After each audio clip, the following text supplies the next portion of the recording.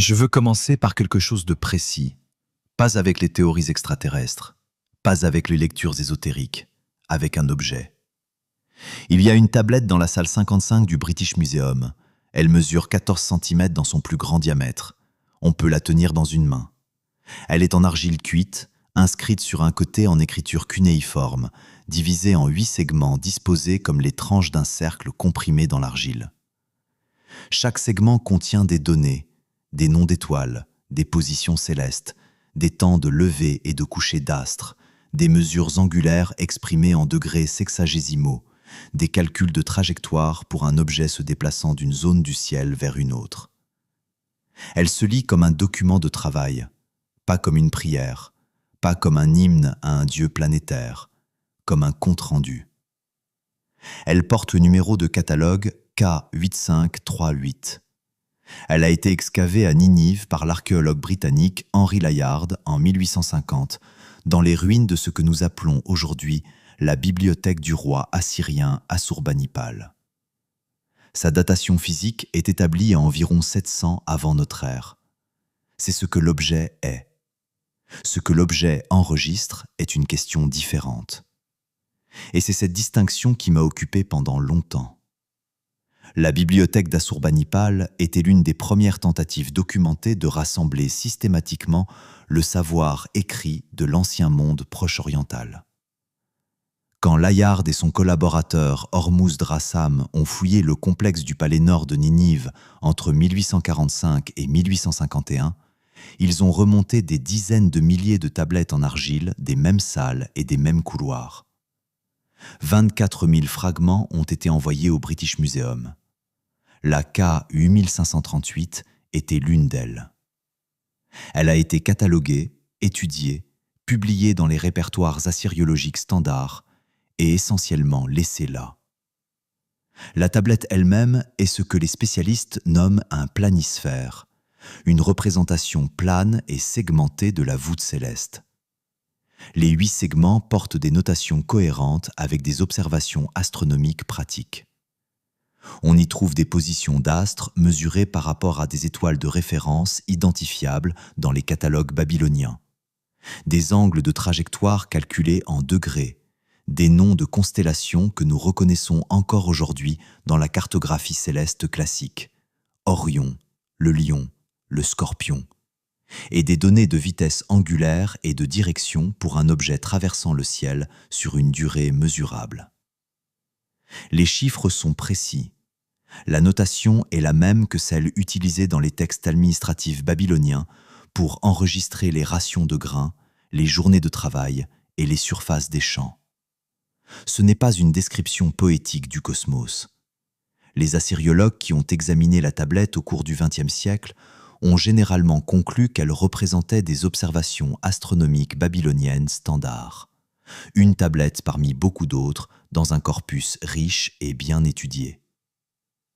La lecture dominante l'a classée parmi les textes de divination astrologique, un usage répandu dans la Mésopotamie ancienne. Rien qui exige une attention particulière, rien qui déborde du cadre attendu. Mais ce n'est pas là la partie la plus étrange, parce qu'il y a un problème dans les données. Un problème que certains assyriologues ont noté sans le résoudre. Les positions stellaires inscrites sur les 8 segments ne correspondent pas au ciel de 700 avant notre ère, la date à laquelle la tablette a été physiquement fabriquée. Ce n'est pas un décalage de quelques années, le genre d'imprécision que les erreurs de copie ou les limitations des instruments anciens pourraient absorber.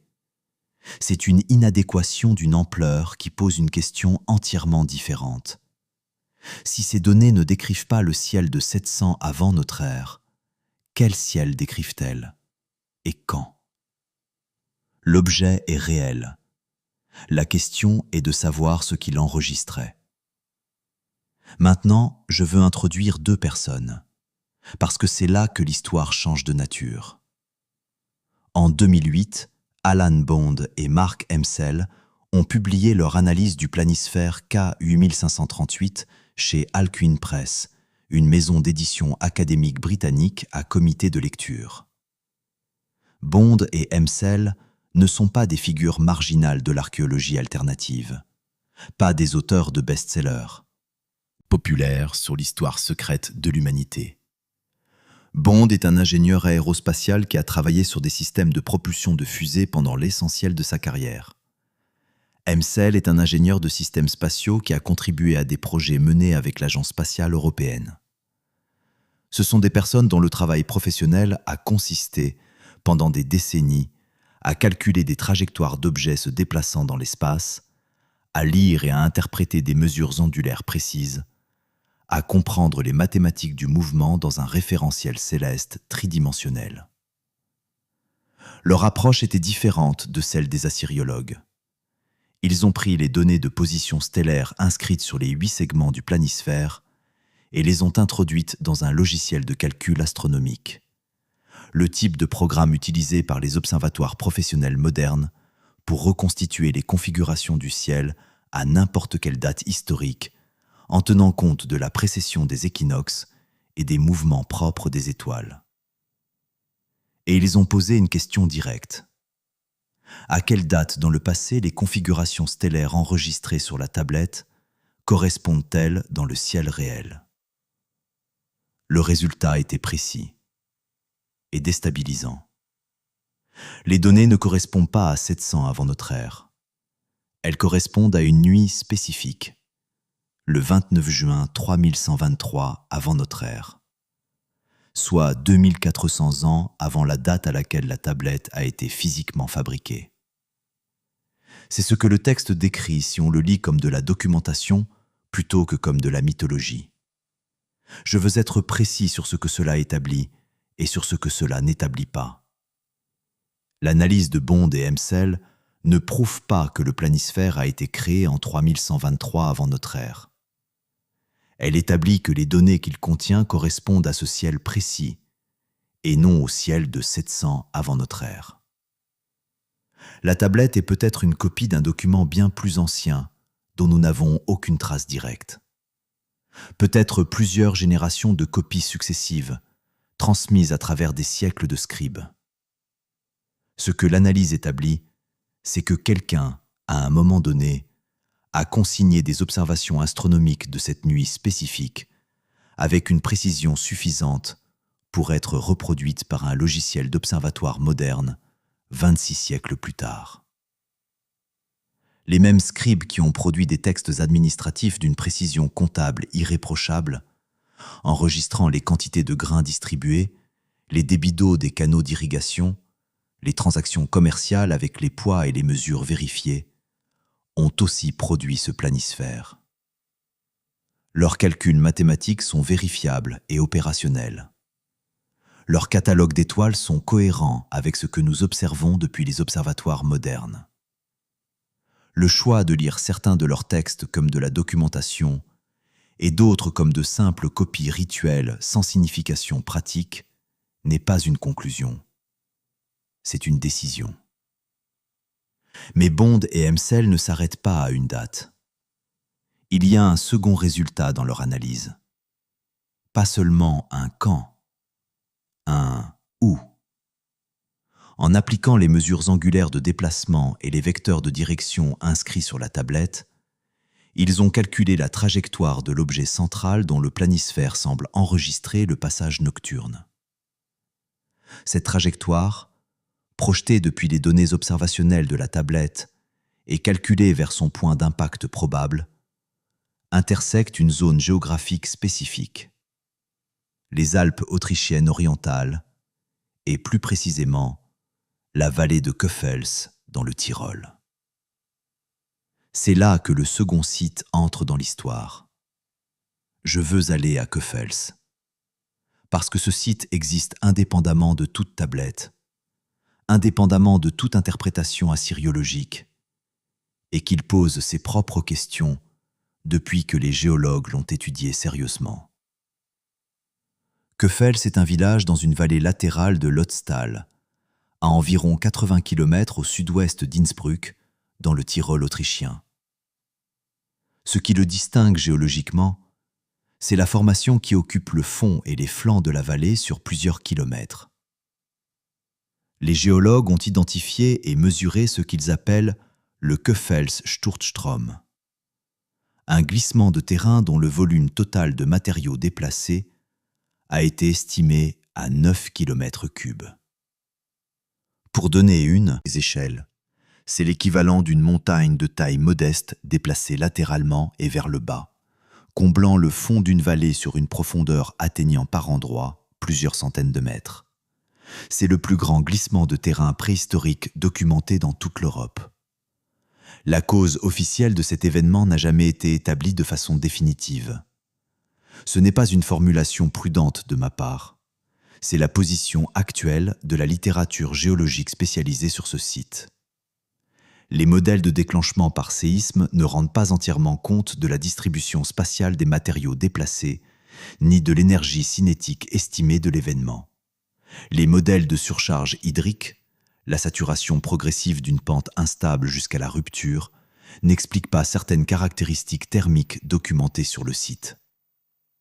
Parce qu'il y a un élément supplémentaire dans la géologie de Keufels que les levées de terrain ont confirmé: la présence de roches fondues à des points précis du site.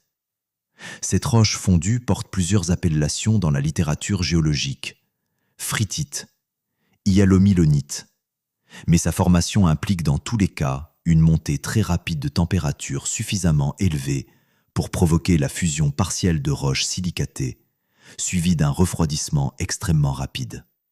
Les températures nécessaires pour ce processus dans des roches du type de celles du Tyrol autrichien sont cohérentes avec deux mécanismes connus de la physique géologique: un impact direct d'un corps cosmique à la surface ou une détonation atmosphérique à basse altitude, c'est-à-dire l'explosion d'un astéroïde ou d'une comète avant le contact au sol, ce que les géophysiciens nomment un airburst. Le site ne présente pas de cratère d'impact classique à bord élevé, ce qui est précisément cohérent avec un airburst, le type d'événement qui s'est produit au-dessus de la Sibérie en 1908 dans la région de Tunguska. Une détonation atmosphérique qui a abattu des arbres sur 2000 km² et produit des températures de surface de l'ordre de 2000 degrés Celsius sans laisser de cratère d'impact permanent. La datation de l'événement de Keufels reste débattue. Certaines études le placent aux alentours de 9800 ans avant notre ère. D'autres, utilisant des méthodes différentes sur des matériaux différents, produisent des fourchettes plus récentes et plus proches de la date calculée par Bond et Hemsel. Les méthodes de datation disponibles pour des événements géologiques de cette nature produisent des intervalles larges. Ce que les données physiques du site établissent sans ambiguïté dans la littérature géologique, c'est que quelque chose d'anormal s'est produit à Keufels, que cet événement a produit des températures suffisamment élevées pour fondre de la roche en place, et que sa cause n'a pas reçu d'explication pleinement satisfaisante dans les publications spécialisées. Ce que la littérature académique a fait ensuite est aussi intéressant que les preuves. Je ne prétends pas que Bond et Hemsel ont prouvé qu'un astéroïde s'est désintégré au-dessus de l'Autriche le 29 juin 3123 avant notre ère, et qu'un observateur de l'Ancien Monde a enregistré sa trajectoire sur une tablette d'argile. Je ne prétends pas que le planisphère K8538 est une confirmation définitive de quoi que ce soit concernant un impact cosmique. Ce que j'affirme, c'est que trois éléments distincts et indépendants se trouvent dans une relation qui mérite une attention sérieuse. Des données astronomiques vérifiables sur un objet physique réel dans un musée de Londres, correspondant à une date précise, calculable et reproductible par n'importe quel logiciel d'observatoire, et une anomalie géologique documentée dans la zone géographique indiquée par la trajectoire calculée depuis ces mêmes données. Aucune théorie concurrente n'explique les trois simultanément.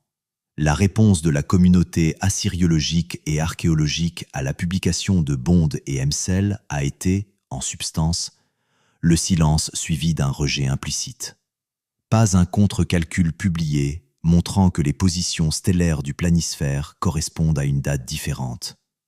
Pas une analyse de trajectoire alternative.